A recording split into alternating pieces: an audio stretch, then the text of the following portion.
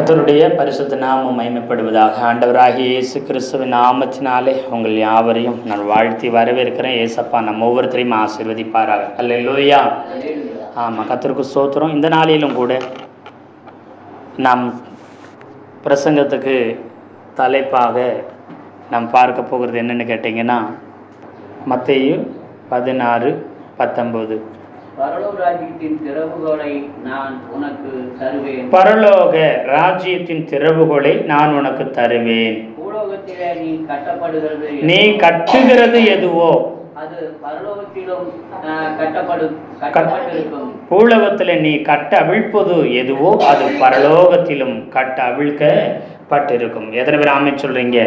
இந்த நாளிலும் கூட பரலோக ராஜ்யத்தினுடைய திறவுகோள்களை நான் உனக்கு தருவேன் என்று கர்த்தர் சொன்னார். எத்தனை பேர் ஆமென் சொல்றீங்க? திறவுகோள்களை நான் உனக்கு தருவேன் என்று இயேசுநாதர் சொன்னார். யாரிடத்துல சொன்னார்னா, பேதுருவின் இடத்துல சொன்னார். எத்தனை பேர் ஆமென் சொல்றீங்க? இந்த நாளிலும் கூட பேதுருடைய வாழ்க்கையிலிருந்து ஒரு சில காரியங்களை நாம் கற்றுக்கொள்ள இயேசுநாதர் நமக்கு உதவி செய்வாராக. ஆவியானவர் துணை செய்வாராக. அல்லேலூயா. ஆமென் சோத்திரம். இந்த நாளிலும் கூட ஆமென் சோத்திரம் ஒரு வேத பகுதியிலிருந்து நாம் தியானிக்க போகிறோம். யோவான் எழுதின சுவிசேஷம் 21வது அதிகாரத்தை நீங்கள் திருப்பி கொள்ளுங்கள். இன்னைக்கு பிரசங்கத்துக்கு தலைப்பு உன் சகோதரரை ஸ்திரப்படுத்து அப்படின்னு இயேசுநாதர் என்ன செய்தாரு? பேதுருவுக்கு சொன்னா. ஆனா பேதுரு என்ன செய்துட்டு இருந்தான்? சகோதரரை ஸ்திரப்படுத்தாம இவன் வேற காரியங்களை விட்டு வந்த காரியங்களை செஞ்சுட்டு இருந்தான். அல்லேலூயா, அல்லேலூயா. ஆமா, அவன் ஆழத்தில் தேடுகிறான். ஆனா கர்த்தர் சொல்லுகிறார், ஆழத்தில் இல்லை, உன் அருகிலே இருக்குது என்று சொல்றார். எத்தனை பேர் ஆமென் சொல்றீங்க? ஆழத்தில் இல்லை, அருகிலே இருக்குது. நீ அலைஞ்சு திரிய வேண்டாம், உன் அருகாமையில இருக்குது. உனக்கு பரலோக ராஜ்யத்தின் திறவுகோலை நான் உனக்கு தர்றேன். கர்த்தர் சொல்ல, நான் உனக்கு திறவுகோள்களை தருகிறேன் என்று சொல்லி இருக்கிறார். அதையெல்லாம் அவன் மறந்து விட்டான். அல்லேலூயா. மறந்து விட்டு அவன் ஏதேதோ செய்து கொண்டிருக்கிறான். இன்னைக்கு பாருங்க, கர்த்தர் ஆமென் சொல்றது யோவான் 21 அந்த முதல் 2-3 வசனங்களை வாசிக்கும்படி அன்போடு கேட்கிறேன். இவைகளுக்கு பின்பு இயேசு திபேரியா கடற்கரையிலே மறுபடியும் சீஷருக்கு தம்மை வெளிப்படுத்தினார். வெளிப்படுத்தின விவரமாவது, சீமோன் பேதுருவும் திதிமு என்னப்பட்ட தோமாவும் கலிலேயா நாட்டில் உள்ள கானான் ஊரானாகிய நாத்தான்வேலும் செபெதேயுவின் குமாரரும் அவருடைய சீசரில் வேறு 2 பேர் கூடி இருக்கும்போது சீமோன் பேதுரு, திதிமுங்கிற தோமா, அப்புறம் கலிலேயா உள்ள கானா ஊர், நாத்தான்வேலுக்கு கானா ஊர், அப்புறம் செபெதேயுவின் குமாரனாகிய யாக்கோபும், அப்புறம் யோவானும், அப்புறம் அவருடைய சீசரில் வேறு 2 பேரும் அங்க இருக்கும்போது சீமோன் பேதுரு மற்றவர்களை நோக்கி, மீன் பிடிக்க போகிறேன் என்றான். அதற்கு அவர்கள், நாங்களும் உம்மோடு கூட வருகிறோம் என்றார்கள். அவர்கள் புறப்பட்டு போன உடனே படவேறினார்கள். அந்த ராத்திரியிலே அவர்கள் ஒன்றும் பிடிக்கவில்லை. இப்போ சீமோன் பேதுரு மற்றவர்களை நோக்கி மீன் பிடிக்க போகிறேன் என்றான். அதற்கு அவர்கள், நாங்களும் உம்முடனே கூட வருகிறோம் என்றார்கள். அவர்கள் புறப்பட்டு போய் உடனே படவேறினார்கள். அப்படின்னா படகுல ஏறினார்கள். அந்த ராத்திரியிலே அவர்கள் ஒன்றும் பிடிக்கவில்லை. இது இயேசுநாதர் மரித்து உயிரோடு எழுந்ததுக்கு அப்புறம் நடந்த சம்பவம். அல்லேலூயா சொல்லுங்களேன். அவர் உயிரோடு எழும்பினது மாத்திரமல்ல, இதற்கு முன்னாடி 2 தடவை சீசர்களுக்கு நான் உயிரோடு எழுந்துட்டேன்னு தரிசனம் ஆன பின்பும் இவர்கள் என்ன செய்கிறாருங்க? சீமோன் பேதுரு என்ன செய்யறான்னா, மீன் பிடிக்க நான் போறேன் அப்படிங்கிறான். அல்லேலூயா சொல்லுங்களேன். இவர்கள் மீன் பிடிக்கிறவங்க தான் 3 வருஷத்துக்கு முன்னாடி வரைக்கும் மீன் தான் பிடிச்சிட்டு இருந்தாங்க. சீமோன் நாணல் எப்படி அங்கே இங்கே அலையுமோ, நிலையா உறுதியா நிற்காதபடி மறுபடியும் பேதுரு என்ன செய்கிறான்னா, அந்த சீமோன் மறுபடியும் மீன் பிடிக்க போகிறான். 3 வருஷத்துக்கு முன்னாடி எல்லாத்தையும் விட்டான். யாருக்காக?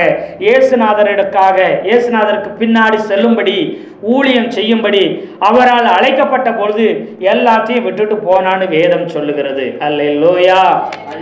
பாத்தீங்கன்னா லூக்கா எழுதின சுவிசேஷம் 5வது அதிகாரம் 11வது வசனத்தை வாசிங்க. அவர்கள் படகுகளை ம் கரையிலே கொண்டு போய் நிறுத்தி ம். எல்லாவற்றையும் விட்டு அவருக்கு பின் சென்றார்கள். எல்லாவற்றையும் விட்டு அவருக்கு பின் சென்றாங்க. லூக்கா எழுதின சுவிசேஷம் இந்த 5வது அதிகாரத்துல ஏற்கனவே உள்ள சம்பவங்களை, முன்னாடி உள்ள சம்பவங்களை நாம தியானிச்சிருக்கிறோம். அந்த கடற்கரை ஓரத்தில் அருகில இவங்க என்ன செய்றாங்க, கடற்கரை அருகே ராத்திரி முழுவதும் மீன் பிடிச்சி ஒன்றும் அகப்படலைன்னு சொல்லி வெறும் வலைய அலசிக்கிட்டு இருக்கிறாங்க. படகு கரையில் விட்டுட்டு அலசி கொண்டிருக்கிறாங்க.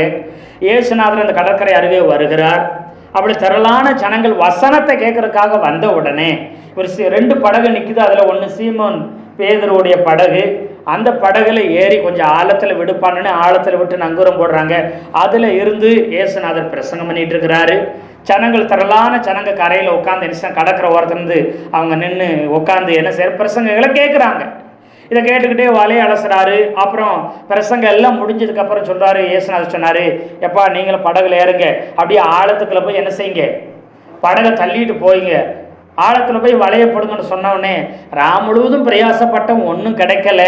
ஆனால் இப்போ மறுபடியும் பகலில் என்ன செய்கிறீங்க, நீங்கள் ஆழத்தை தள்ளி மறுபடியும் போட சொல்கிறீங்க. இப்போ தான் வலையை அலசினேன், விடிய விடிய வலையை போட்டு எல்லாம் தூசியும் குப்பையும் எல்லாம் இருந்துச்சு, பாசி எல்லாம் இருந்துச்சு, இதெல்லாம் எடுத்து சுத்தம் பண்ணி வலையை சுத்தம் பண்ணிட்டேன். ஆனால் நீங்கள் சொன்னதுக்காக நான் என்ன செய்கிறேன், வலையை போடுறேன்னு சொல்லி என்ன செய்கிறாங்க, ஆழத்துக்குள்ளே இயேசுநாதரோடு கூட படகுல போய் போடுறாங்க. அப்போது வலை கிளியத்தக்கதாக, படகு நிரம்பத்தக்கதாக மீன் கிடைக்குது. அது கிடைச்ச உடனே கரையில் இருக்கிறாங்க. யார் கரையில் இருக்கிறது, யோவானும் யாக்கோபும் எங்கே இருக்கிறாங்க, லூக்கா எழுதின சுவிசேஷம் 5வது அதிகாரத்தில் பாருங்க மேலே உள்ள வசனங்களை. அந்தபடியே அவர்கள் செய்து தங்கள் வலை கிழிந்து போகத்தக்கதாக மிகுதியான மீன்களை என்ன செய்தாங்க, பிடித்தார்கள். அப்போ பிடிச்ச உடனே இவங்க என்ன செய்றாங்கன்னா, மிகுதியான மீனை பிடிச்சி நமக்கு வலையில் இருக்கிற மீன்களை பார்த்தோன்னே தெரிஞ்சிருச்சு, இது நம்ம படகு நிரம்பி இன்னும் அதிகமாக என்ன செய்யுது இருக்குன்னு தெரிஞ்ச உடனே 7வது வசனம், அப்பொழுது மற்ற படவில் இருந்த கூட்டாளிகள் வந்து தங்களுக்கு உதவி செய்யும்படி சைகை காட்டினார்கள். அவர்கள் வந்து 2 படகுகளும் அமிலத்தக்கதாக நிரப்பினார்கள். இப்போ அவர்களுடைய கூட்டாளிகளும் என்ன செஞ்சாங்களாம், அங்க இருக்கிறவங்கள சைகை காமிச்சு அவங்கள வர சொல்றாங்க. இவங்க இயேசுநாதர் சொன்ன இடத்துல சீமோன் பேதுருவும் அந்திரேயாவும் என்ன செஞ்சிருக்கணும், கொண்டு போய் இயேசுநாதர் சீமோன் பேதுருவுடைய படகுல இருக்கிறாரு. பேதுரு அவனுடைய சகோதரன் தம்பி அந்திரேயாவும் 2 பேர் இருக்கிறாங்க. உங்க படகுல போய் ஆழத்துல வளைய போடுறாங்க. அல்லேலூயா சொல்லுங்களேன். அப்ப இவங்க போட்ட இடத்துல அவங்கள வந்து போட்டிருக்க மாட்டாங்க, தூரத்துல இருக்கிறாங்க. அல்லேலூயா சொல்லுங்களேன். ஆனா அவங்க ஒரு பக்கத்துல வலை போட்டுட்டு இருக்கிறாங்களா, இல்ல அவங்க ஒரு பக்கத்துல இருந்தாங்களா, கரையில் இருந்தாங்களா தெரியல. அவங்க ஒரு பக்கம் இருக்கிறாங்க. இவங்க சைகை காமிச்சு கூப்பிடுறாங்க. யார, யாக்கோபு யோவானையும் கூப்பிடுறாங்க. அவங்க என்ன செய்யறாங்க, அந்த சைகை செய்கிறத பார்த்துட்டு பேதுருடைய படகு கிட்ட வந்து அந்த வலையில ஒரு வலையில் இருக்கிற மீன்களை இவங்களும் அள்ளி போட்டா இவங்களுடைய படகும் அமிலத்தக்கதாக நிரம்பிருச்சு. ஆனா அமிழ்ந்து போகல. எத்தனை பேர் ஆமீன் சொல்றீங்க? அல்லேலூயா.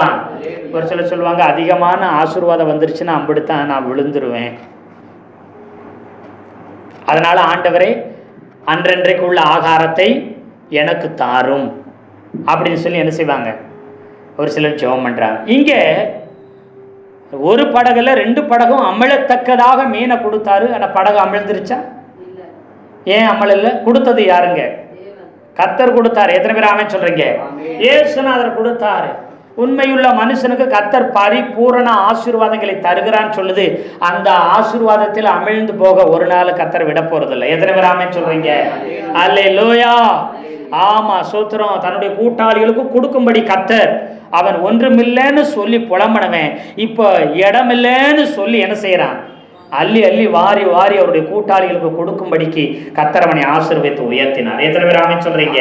இன்னைக்கு ஒன்றுமில்லைன்னு புலம்பிட்டு இருக்கிற உங்களை அநேகருக்கு வாரி கொடுக்கிற அளவுக்கு கர்த்தர் உங்களுக்கு ஆசீர்வதிப்பார். எத்தனை பேர் ஆமென் சொல்றீங்க?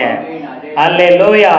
ஆனால் அந்த ஆசீர்வாதம், அந்த மீன்கள் நிறைந்தது நிமித்தம் ஒரு நாள் அமிழ்ந்து போவதே இல்லை. ஒரு சிலர் சொல்றாங்க 1000 பேர், 5000 பேர், 10,000 பேர், 50,000 பேர், 1,00,000 பேர், லட்சக்கணக்கான ஜனங்கள் விசுவாசிகள் இருந்தா அதை எங்களால நடத்த முடியாது, போக முடியாது, செய்ய முடியாது.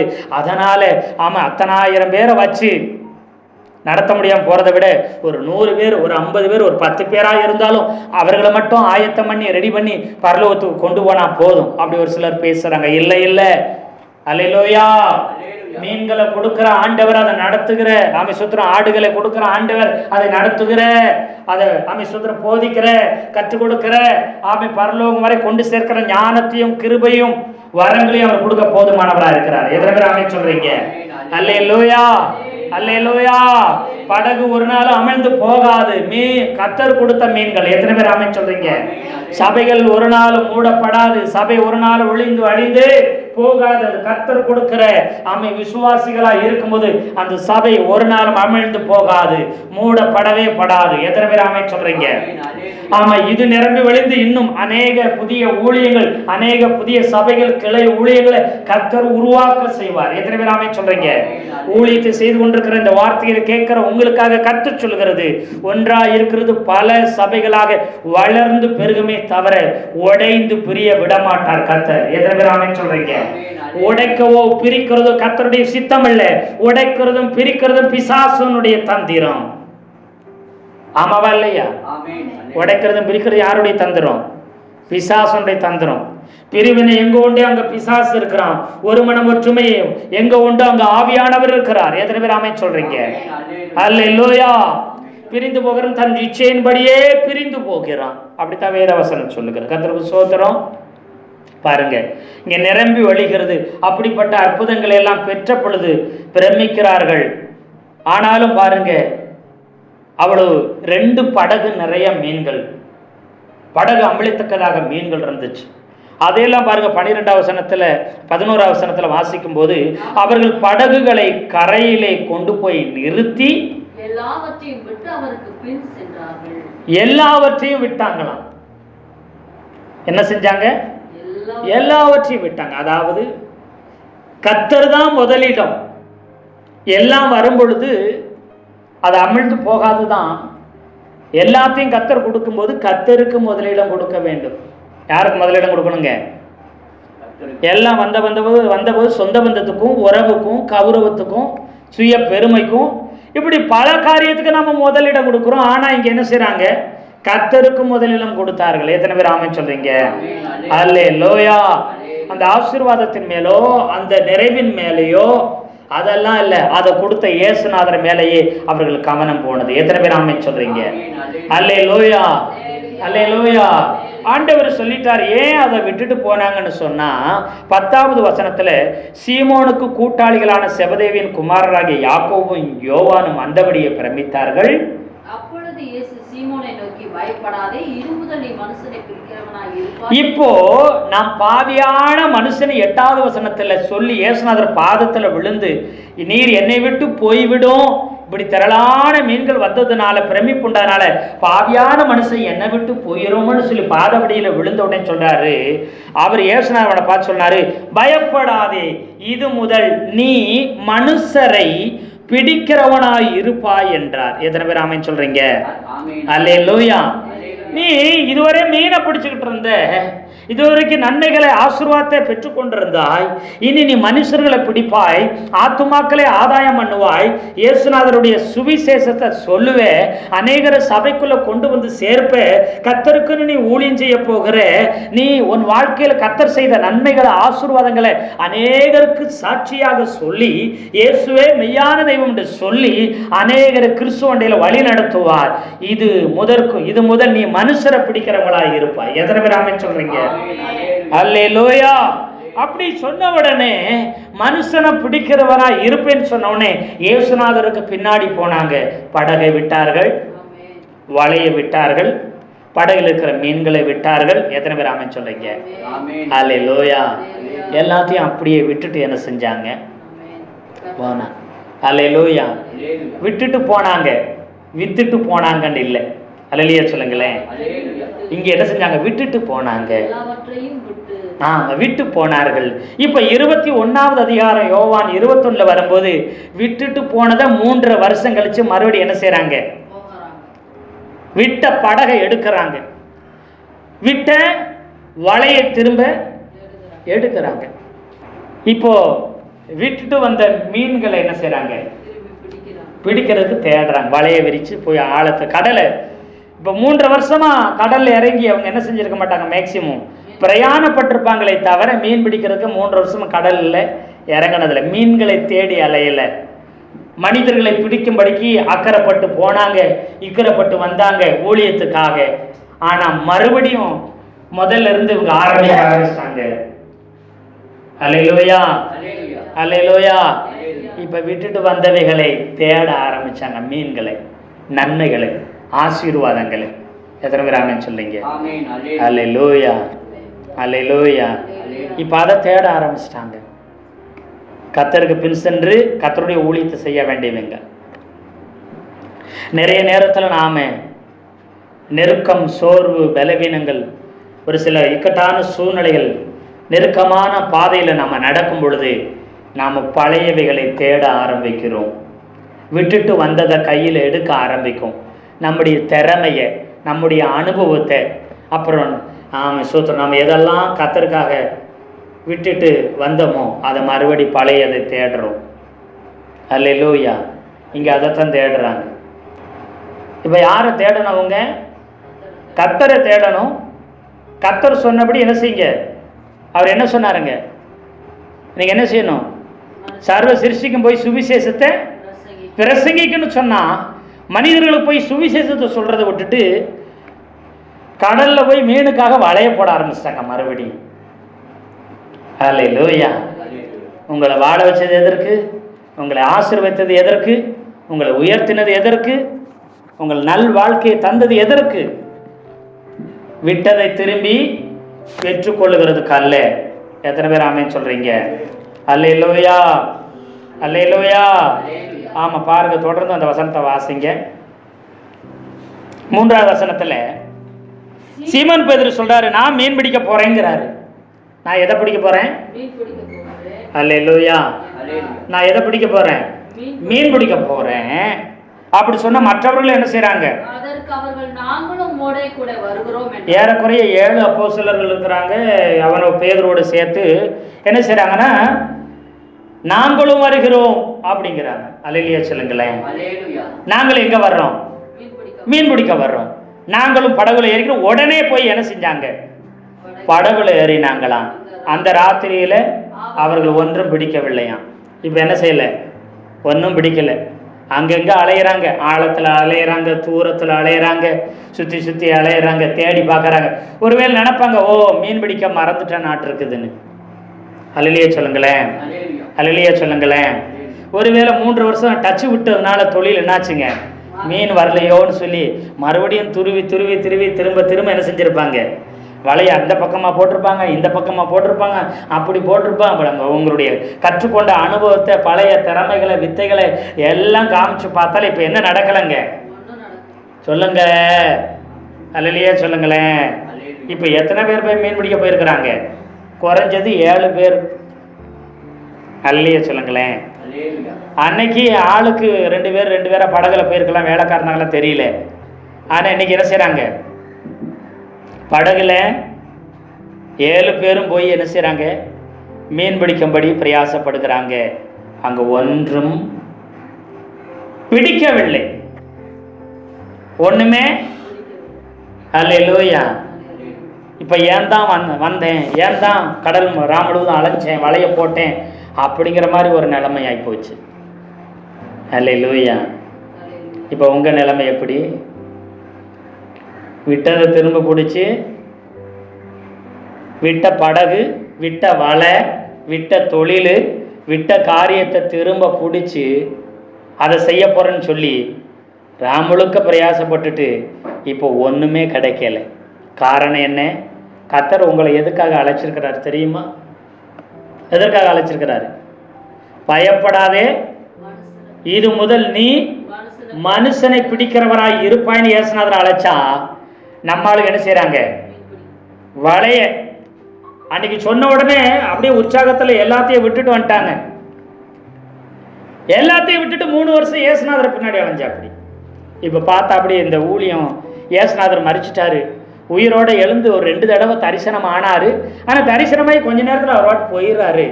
எங்களுக்கு என்ன பண்ணுறதுன்னு தெரியல. அவர் கூட இருந்தால் கூட நாங்கள் ஊழியம் செய்வோம், அவர் கூட இல்லாதது மாதிரி இருக்குது. இதையே நான் மரித்து உயிரோடு எழுந்து போயிடுவேன், நீங்க தான் என்னுடைய ஊழியத்தை, நான் செஞ்ச ஊழியத்தை, நான் இருந்து செஞ்சதை இனிமே என் இடத்துல இருந்து நீங்க தான் செய்யணும். ஆனா அதை விட்டுட்டு பழசவே பேசிட்டு இருக்கிறீங்க, பழசவே பிடிச்சிட்டு இருக்கிறீங்க. அல்லையே சொல்லுங்களேன். பழசுல நாங்க அப்படி செஞ்சோம், இப்படி இருந்தோம், அதெல்லாம் கிடையாது. இயேசுநாதரே இல்லாத போல தெரியுது. அவர் மரித்து உயிரோடு எழுந்தாலும் நம்ம கூட நிரந்தரமா இருப்பார்னு பார்த்தோம், நிரந்தரமா நம்மோடு கூட இருக்கிற மாதிரி தெரியல. என்ன பண்றதுன்னு புரியல. 2 தடவை தரிசனம் ஆனாரு.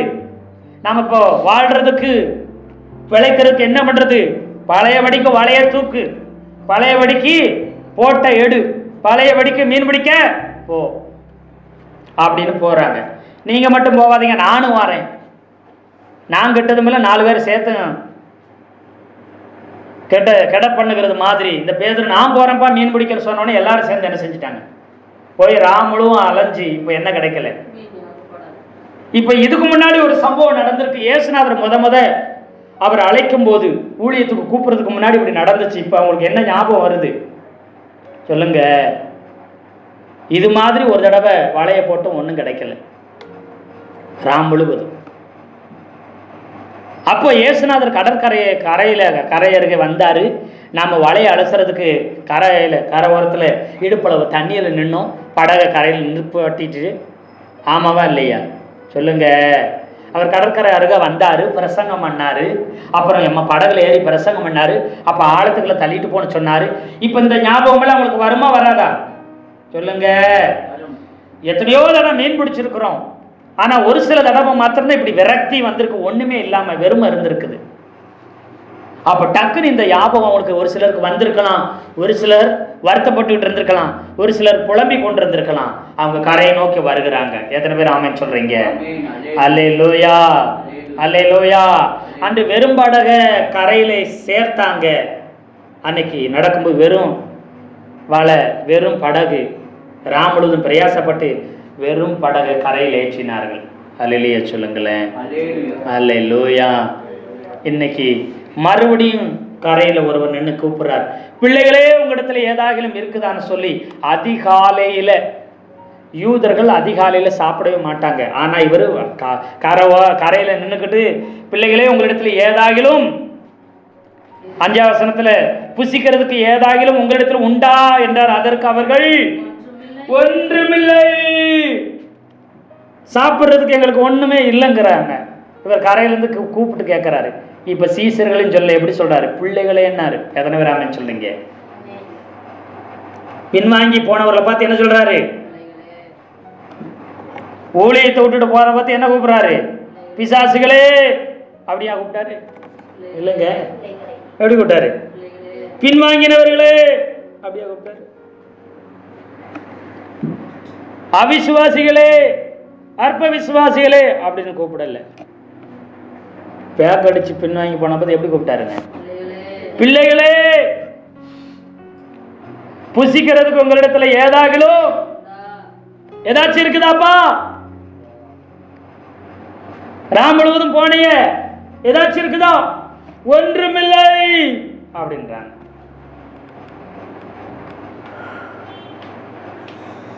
அல்லேலூயா சொல்லுங்களேன்.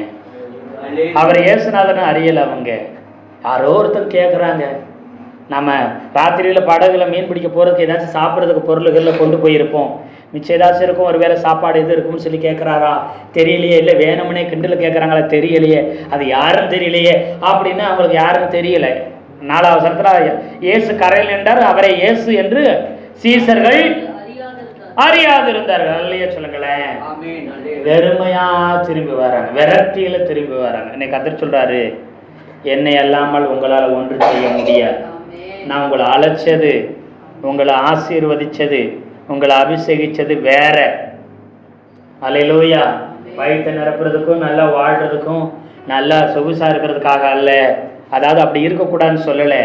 நீ முதலாவது வாழ வேண்டியது இயேசுநாதருக்காக. எத்தனை பேர் ஆமென் சொல்றீங்க? நீ கர்த்தருக்காக ஊழியம் செய்யும்படிக்கு உன்னை அழைச்சிருக்கிறார். உன் வாழ்க்கையில செஞ்ச அற்புதம் அதிசயம் எதுக்கு தெரியுமா? இன்னும் நீ சொகுசாக ஜாலியாய் வாழுகிறதுக்கல்ல, இயேசுநாதருக்காக வாழ்வதற்காக. எத்தனை பேர் ஆமென் சொல்றீங்க? அல்லேலூயா, அல்லேலூயா. ஆமா சோத்திரம். மறுபடியும் நீ வலையை தூக்கிட்டு உன் இஷ்டத்துக்கு போகிறதுக்கு அல்ல. கரையில இப்ப சொல்றாரு, 6ஆம் வசனம் சொல்றாரு, நீங்கள் படகுக்கு வலது புறமா வலைய போடுங்க அப்படிங்கிற. இப்ப என்ன சொல்லாரு? படகுக்கு வலது புறமா என்ன செய்யுங்க, வலைய போடுங்கன்றார். கரையை நோக்கி வந்துட்டு இருக்கிறாங்க. 200 முழம் தான் இருக்குது. அல்லேலூயா. கிட்டத்தட்ட 300 அடி தூரம் தான், ரொம்ப ஆழத்துல அவங்க இல்லை. அல்லேலூயா சொல்லுங்களேன். அல்லேலூயா. 200 முழம்னா கிட்டத்தட்ட 300 அடி. 300 அடினா எவ்வளோ தூரம்னு நீங்க யோசிச்சு பாருங்க. அல்லேலூயா. ரொம்ப கம்மியான தூரம் தான். இப்போ என்ன சார், வலையை எங்க செய்யுங்க, வலது புறமா போடுங்கன்ற. அப்பொழுது அது உங்களுக்கு அகப்படும் என்றார்கள். அப்படியே அவர்கள் போட்டு அல்லேலூயா சொல்லுங்களேன். ஆழத்துல ஒண்ணும் கிடைக்கல. இப்ப கரை ஓரத்துல, அதாவது 300 அடி கரையில இருந்து 300 அடி ஆழத்துல திரளான மீன் இருக்குது. நீ ஆழத்துல அலைஞ்சு திரியிற, ஆண்டவர் உனக்காக கரையிலே காத்திருக்கிறார். அல்லேலூயா.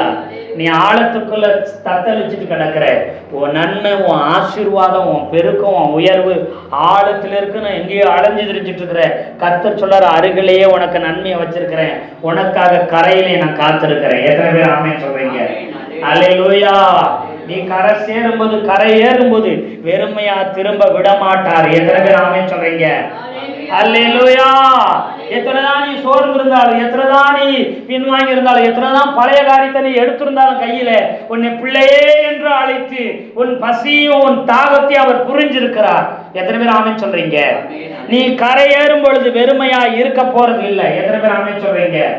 அல்லேலூயா. உனக்காக கர்த்தர் காத்து கொண்டிருக்கிறார். இயேசுநாதர் உங்களுக்காகவே காத்து கொண்டிருக்கிறார். நீ கர்த்தரை காணும், இயேசுநாதரை காணும் என்று சொல்லிட்டு இருக்கிறார். இல்ல உனக்காக, உங்களுக்காக இயேசுநாதர் காத்து கொண்டிருக்கிறார். எத்தனை பேர் ஆமென் சொல்றீங்க? அல்லேலூயா. அறியாமையினால எங்கெங்க அலைஞ்சு திரிஞ்சிட்டு இருக்கிறீங்க? எதுல சந்தோஷம் இருக்கு, எதுல ஆசீர்வாதம் இருக்கு, எதுல மேன்மை இருக்குது? இயேசுநாதரோடு கூட இருப்பதும் இயேசுநாதருக்காக வாழ்வது மாத்திரமே. எத்தனை பேர் ஆமென் சொல்றீங்க? ஒன்னும் அகப்படாது. ஏன் தெரியுமா? நீ பிடிக்க வேண்டியது இயேசுநாதரை, வாழ வேண்டியது அவருக்காக. உன்னை எதற்காக அழைத்தார்? மனுஷனை பிடிக்கும்படி அழைச்சிருக்கிறாரு. உனக்குன்னு ஒரு திட்டத்தை, தரிசனத்தை வச்சிருக்கிறாரு. உனக்குன்னு ஒரு ஊழியத்தை வச்சிருக்கிறாரு. நீ அங்கே அலைஞ்சு திரிஞ்சு ஆறுதல் கிடைக்க போறதில்ல. நீ அங்கே இங்கே போயிருந்ததுனால ஆறுதல் கிடைக்க போறதில்ல. எந்த மனுஷனிடத்திலையும் எந்த இடத்துலையும் அல்ல, இயேசுநாதருடைய சமூகத்திலே உனக்கு எல்லாம் கிடைக்கும். எத்தனை பேர் ஆமென் சொல்றீங்க? அவர் உனக்காக காத்திருக்கிறார். நீ தெரியாம நான் யாருக்காகவோ காத்திருந்தேன் அப்படின்னு நினைக்கிறீங்க. நீ இயேசுநாதருக்காக காத்து கொண்டிருக்கிறேன்னு நினைக்கலாம். ஆனா இயேசுநாதர் உங்களுக்காக காத்து கொண்டிருக்கிறார். எத்தனை பேர் ஆமென் சொன்னீங்க? அல்லேலூயா. அல்லேலூயா. ஏன் தெரியுமா? இரவு முழுவதும் அலைஞ்சு ஒன்றும் கிடைக்கல. மனசு சோர்ந்து போயிருச்சு. வயிறும் பசிச்சு இருக்குது. பசியில ஒரு பக்கம், வருத்தத்தில் ஒரு பக்கம், துக்கத்தில் ஒரு பக்கம், கரையை நோக்கி வந்துட்டு இருக்கிறீங்க. எப்படியாச்சும் கரை சேருவோம். வெறுமையானாலும் பரவாயில்ல, வெறுமையாவது கரை வந்து சேருவோன்னு முயற்சி செய்யும்போது கர்த்தர் வந்து குறுக்கிட்டு உங்களுக்கு கரையில இருந்து என்ன செஞ்சுக்கிறான்? உங்க படகையும் நிரப்புவாரு, உங்க வாழ்க்கையை நிரப்புவாரு, உங்க வயிற்றையும் நிரப்புவார். எத்தனை பேர் ஆமென் சொல்றீங்க? அல்லேலூயா. அல்லேலூயா. அல்லேலூயா. அவர் கரை ஏறும்போது பாருங்க, அந்த வசனத்தை பாருங்க. 9 அவர்கள் கரையிலே வந்து இறங்கின போது கரி நெருப்பு போட்டிருக்கிறதையும் அதன் மேல் மீன் வைத்திருக்கிறதையும் அப்பத்தையும் கண்டார்கள். இப்போ நல்ல கவனமா கவனிச்சு பாருங்க. அவர்கள் கரையில வந்து இறங்கின போது கரி நெருப்பு போட்டிருந்துச்சு. இந்த கரி நெருப்பு யாரு போட்டது? இயேசுநாதர், உயிர் தெழுந்த ஆண்டவராகிய இயேசு கிறிஸ்து கரி நெருப்பு அங்க போட்டிருக்கிறார். அதுல என்ன இருந்துச்சு? அதன் மேல் என்ன இருந்துச்சுங்க? மீன் வைத்திருக்கிறதையும் அப்பத்தையும் கண்டார்கள். அல்லேலூயா. அல்லேலூயா.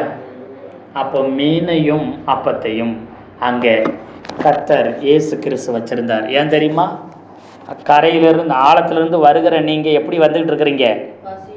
பசியோடு வர்றீங்க, நிம்மதி இல்லாமல் வந்துட்டு இருக்கிறீங்க. அல்லேலூயா. கடன்லைய, கஷ்டத்தில், வேதனையில், அவமானத்தில், துக்கத்தில், தோல்வியில், துன்பத்தில் என்ன செஞ்சுட்டு இருக்கிறீங்க?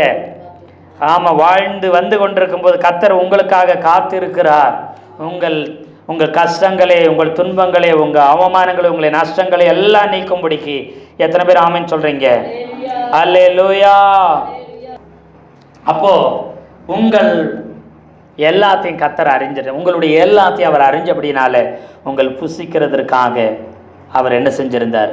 கறி நரிப்பு போட்டு அதில் மீன்களும் அப்பமும் இருக்கிறது, சுடப்பட்டு இருந்துச்சு. எத்தனை பேர் ஆமென் சொன்னீங்க? அல்லேலூயா. உங்களுக்காக அப்பத்தையும் மீன்களையும் என்ன செஞ்சிருக்கிறார்? வச்சிருக்கிறார். அது மாத்திரமல்ல, நீங்க பிடிச்சது சிலதை என்ன செய்யுங்க? கொண்டு வாங்கினார். முன்னாடி கேட்டார், உங்ககிட்ட ஏதாகிலும் இருக்கா அப்படின்னு கேட்டார், எதுவுமே இல்லை. இப்போ அவர் வார்த்தையின்படி செஞ்ச உடனே உங்க வாழ்க்கையில வெறுமை என்ன செஞ்சு? நிறைவா, அதிகமா மாறினது. எத்தனை பேர் ஆமென் சொல்றீங்க? இழுத்துட்டு வர முடியாத அளவு 153 பெரிய மீன்களால் அது வலையில இருந்துச்சு. எத்தனை பேர் ஆமென் சொல்லுங்க?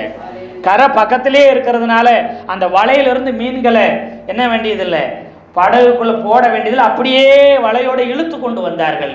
அதுல இருந்து மீன் எடுத்து என்ன செய்ய, நெருப்புல வச்சு சுட்டு என்ன செய்தார்கள்? எத்தனை பேர் ஆமென் சொல்றீங்க? அல்லேலூயா, அல்லேலூயா. ஆமாம், இந்த நம்ம பைபிளில் சொல்லுமா அப்பத்தையும் மீன் வைக்கப்பட்டிருந்துன்னு சொல்லியிருக்கிறார். அப்போ உங்கள் மீன்களை கொண்டு வந்து கொடுங்கன்னு சொல்கிறாரு. எதற்கு? அங்கே மீன் என்ன செய்யுதுங்க? கம்மியாக தான் இருக்குது. எத்தனை பேர் ஆமென் சொல்கிறீங்க? அல்லேலூயா சொல்லுங்களேன். அதில் நீங்கள் பிடிச்சதை கொண்டு வாங்க. கிட்டத்தட்ட 7 பேர் இருக்கிறாங்க. அத்தனை பேர் என்ன செய்யணுங்க? சாப்பிடணும். எத்தனை பேர் ஆமென் சொல்கிறீங்க? அல்லேலூயா. நீங்கள் வெறுங்கையோட வரமாட்ட, நிறைவாக கர்த்தர் கொண்டு வருவார். கொண்டு வரும்போது அதுலேருந்து சிலதை எடுத்து வைங்கிறாரு. அதையே சுட்டு என்ன செய்கிறாங்க? சாப்பிட்றாங்க. எத்தனை பேர் ஆமென் சொல்கிறீங்க? அல்லேலூயா. இவர்களுக்காக அப்பம் என்ன செய்திருக்கு? வைத்திருக்கிறார். அப்பங்கள்னு சொல்லாமல் அப்பத்தையும் இருக்குது, மீன் இருக்குது. ஒரு மொழிபெயர்ப்பில் மீன்கள் இருக்குது. அல்லேலூயா சொல்லுங்களேன். ஆமாம், அங்கே கொஞ்சம் தான் இருந்துச்சான்னு தெரியல. அதை இயேசுநாதர் எடுத்து சோத்திரம் பண்ணி பிட்டு கொடுத்துருப்பாரு. ஆமாவா இல்லையா? சோத்திரம் பண்ணி எடுத்து கொடுத்துருப்பாரு. அங்கே என்ன செஞ்சிருக்கோம்? அப்பம் பெருகி இருக்கலாம். அல்லேலூயா சொல்லுங்களேன். அல்லேலூயா. பெருகி இருக்கலாம். ஏன்னா அப்பம்னு தான் போட்டிருக்குது, அப்பங்கள்னு போடலை. அப்பங்கள்னா நிறையா அப்படின்னு அர்த்தம். அப்பம்ன்ற ஒன்றை குறிக்கும். இங்கே மீனுன்னு ஒன்றைத்தான் குறிக்கிற மாதிரி இருக்குது. ஆனால் மீன்கள்னு ஒன்று பைபிளில் சொல்லியிருக்குது. எத்தனை பேர் ஆமென் சொல்கிறீங்க? அல்லேலூயா. ஒருவேளை அங்கேயும் எப்படி முதல்ல நடந்துச்சு பாருங்க, வெறும் படகோட இருந்தவங்களை வலையை நிரம்ப, உங்கள் படகு நிரம்ப மீன்களை கொடுத்தனோ அதே போல. அல்லேலூயா. இன்னைக்கு என்கிட்ட திரும்ப வந்தா தான் உங்கள் வாழ்க்கை நிரம்பும், உங்கள் எதிர்காலம் பிரகாசமாகும். எத்தனை பேர் ஆமென் சொல்கிறீங்க? அல்லேலூயா, அல்லேலூயா. என்னை விட்டு போனா வெறுமைதான், என்னை விட்டு போன சிறுமைதான், என்னை விட்டு போன தரித்திரம் தான். என்னிடமாய் வாருங்கள். எத்தனை பேர் ஆமென் சொல்றீங்க? அல்லேலூயா, அல்லேலூயா. ஆமா, கர்த்தருக்கு ஸ்தோத்திரம். பாருங்க, அது மாத்திரம் இல்லை, இந்த அப்பத்தையும் மீனையும் எடுத்து அவர் நிச்சயமா சீசர்களுக்கு என்ன செஞ்சிருப்பார்? கொடுத்து அவர்கள் எல்லாரும் என்ன செஞ்சிருப்பாங்க? சாப்பிட்டாங்க. பாருங்க, இப்ப 13 வாசிங்க.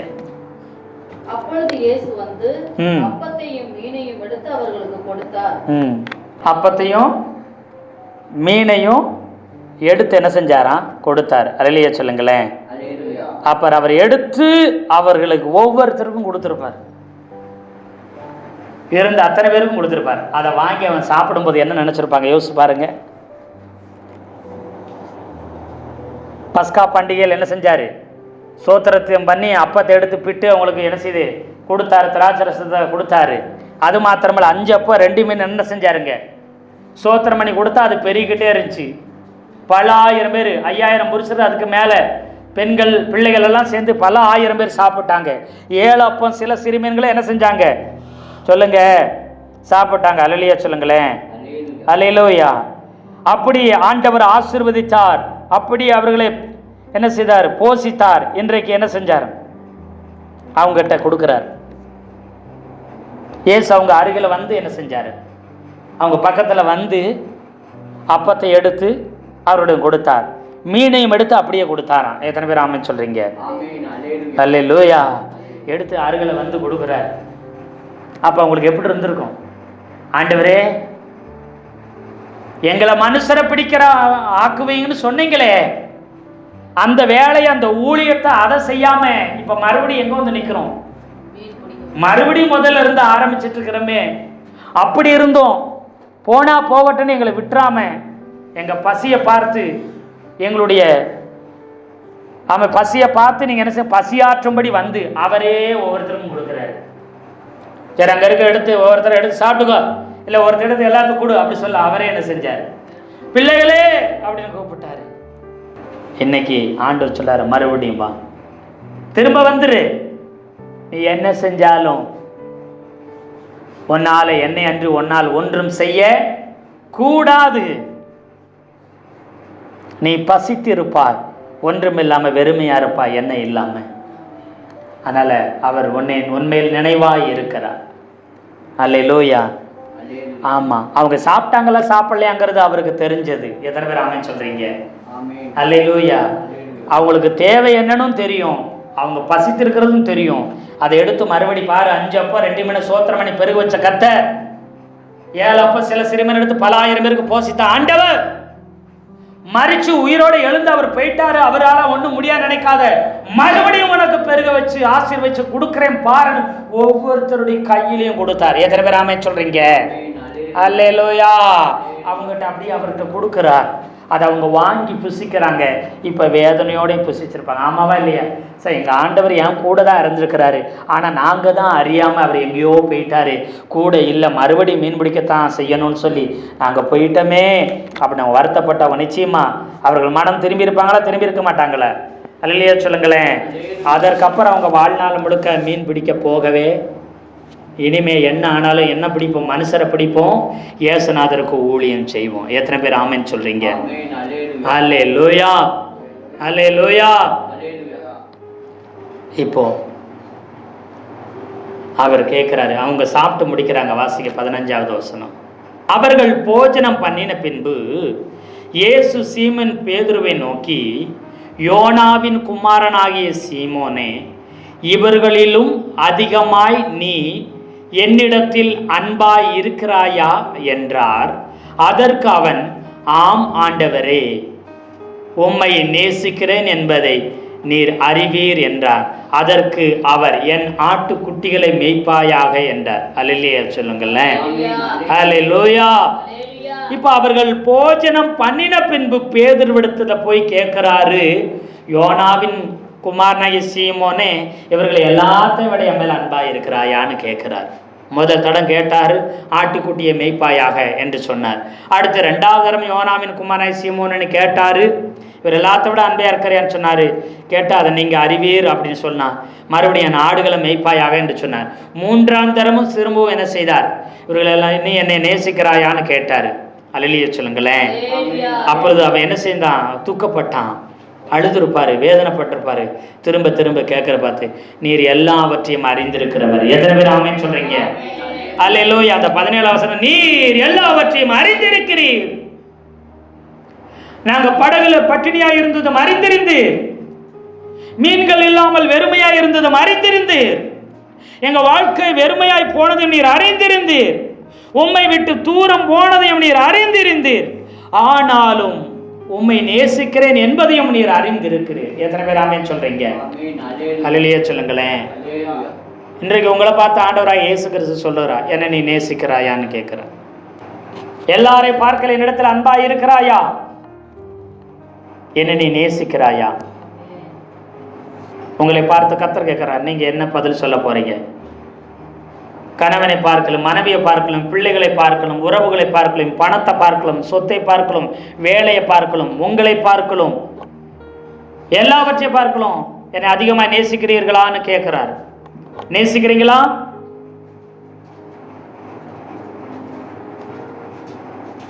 ஏன் இந்த வார்த்தையை கேட்டார்? 3 தரம் இயேசுநாதரை மறுதலித்தான்.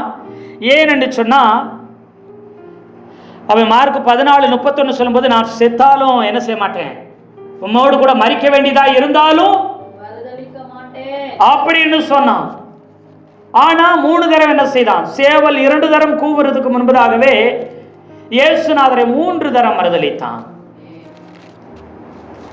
அதை இங்க புரிந்து உணர்ந்து என்ன செய்கிறான்? ஆமாண்டவரே நேசிக்கிறேன் என்பதை நீர் அறிவீர், ஆமாண்டவரே நான் உம்மை நேசிக்கிறேன் என்பதை நீர் அறிவீர். அவன் மாத்திரமல்ல, எல்லாரும் அப்படி சொன்னாங்க.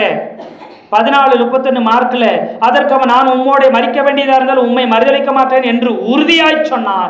எல்லாரும் அப்படியே சொன்னார்கள். அல்லேலூயா, அல்லேலூயா. இயேசுநாதர் அரெஸ்ட் பண்ணி போகும்போது பின்னாடி போனது யோவான், பேதுரு 2 பேர் தான் போனாங்க. அரண்மனைக்கு போனாங்க. அங்க கேள்வி கேட்கும் பொழுது நீ கலிலே என்று சொல்லும்போது அவன் 3 தரம் மறுதலித்தான். சத்தியம் பண்ண சபித்தான். இயேசுநாதர் அவனை திரும்பி பார்த்தார். அவன் மறுதலித்த உடனே, இதை அறிந்த உடனே அவன் மனங்கசந்து அழுதான், மிகவும் அழுதான், வேதனையோட அழுதான். இனி அவ்வளவுதான், நான் ஊழியம் செய்யறதுக்கு தகுதி இல்லை, இனி நான் அவருக்காக வாழுகிறதுக்கு தகுதி இல்லை, மனம் வெறுத்தான். மறுபடியும் இங்க ஆண்டவர் வந்து உயிர்த்தெழுந்ததுக்கு அப்புறம் இந்த அற்புதத்தை செஞ்சுட்டு கேட்கிறாரு, அன்னைக்கு வெறுமையா இருந்த போது உன் படகை நிரப்பி உன்னை திரும்ப அழைச்சேன், மனுஷரை பிடிக்கிறவன் ஆய் நின்றார். எத்தனை பேர் ஆமென் சொன்னீங்க? அன்னைக்கு நான் பாவியான மனுஷன் என்னை விட்டு போங்கன்னு சொல்ல, இல்ல இல்ல நீ பாவியான மனுஷன் சொல்லாத, நீ ஏன் பின்னாடி வா, உன்னை மனுஷரை பிடிக்கிறவனை ஆக்குவேன்னு ஆண்டவர் சொன்னார். எத்தனை பேர் ஆமென் சொல்றீங்க? இன்னைக்கு பின்வாங்கி போய் பாவியை போல நின்றுகிட்டு இருக்கிறான். இப்பயும் கேட்கிறாரு, என்ன நீ நேசிக்கிறாயா எல்லாத்த விட? அல்லேலூயா. எல்லாத்தோட நேசிக்கிறாயான்னு கேட்டான். அல்லேலூயா, கர்த்தருக்கு ஸ்தோத்திரம். அவன் ஆமாண்டவரே ஆமான்னு சொன்னேன். ஆடுகளை மேய்ப்பாயாக, ஆட்டுக்குட்டிகளை மேய்ப்பாயாக மறுபடியும் ஊழியத்தை கொடுக்கிறார். என்ன அப்ப மனுஷரை பிடிக்கிறவன்னு சொன்னாரு, இப்ப ஆடை மேய்க்க சொல்றாரு. அப்ப மீன் பிடிக்கிறத விட்டுட்டு ஆடு மேய்க்க சொல்றாரு பாருக்கோ அப்படின்னு அர்த்தம் இல்லை. அவர் அவர்களோட சீசரோட பேசி இருக்கிறார். ஆடுகள் மனிதர்களுக்கு சனத்துக்கு ஒப்புமையா பேசுங்க, நானே நல்ல மேய்ப்பன். அல்லேலூயா சொல்லுங்களேன். என் ஆடுகளின் சத்தத்தை அறிஞ்சிருக்குன்னு சொன்னதுனால இப்போ உங்களுக்கு தெரியும் ஆடுகள்னா யாரு. ஜனங்களை பிடிக்கிறவங்களா, ஊழியம் செய்யறவங்களா, ஆத்துமா ஆதாயம் பண்றவங்களா, பரலோக ராஜ்யத்தை கட்டுறவங்களா இருக்கணும்னு சொல்லி எத்தனை பேர் ஆமென் சொல்றீங்க? அதை விட்டுட்டு மீன் பிடிக்க வந்துட்டேன்னு சொல்லி மறுபடியும் ஞாபகப்படுத்துகிறார். அது மாத்திரமல்ல, லூக்கா 22:32 சொல்லும் பொழுது ஆண்டவர் சொல்கிறார், நானோ உன் விசுவாசம் ஒழிந்து போகாதபடிக்கு உனக்காக வேண்டிக் கொண்டேன், நீ குணப்பட்ட பின்பு உன் சகோதரரை ஸ்திரப்படுத்து என்றார். ஸ்திரப்படுத்த வேண்டியவன் இவன் மறுபடியும் எல்லாத்தையும் என்ன செய்கிறான்? பின்மாற்றத்துக்கு நேரம் பழைய வேலைக்கு கூப்பிட்டு போய்கிட்டு இருக்கிறான். அதனால கேட்கிற, எல்லாத்தோட என் மேல அன்பா இருக்கிறான்னு கேட்கிறார். எத்தனை பேர் ஆமென் சொல்றீங்க? எல்லாத்தோட என் மேல அன்பா இருந்தா எதை விட்டுட்டு வரணும்? எல்லாத்தையும் விட்டுட்டு திரும்ப வாங்குறார். எத்தனை பேர் ஆமென் சொல்றீங்க? அல்லேலூயா. ஏன்னா உனக்காக உன் விசுவாசம் ஒழிஞ்சு போகிற உனக்காக நான் ஜெபம் பண்ணேன்.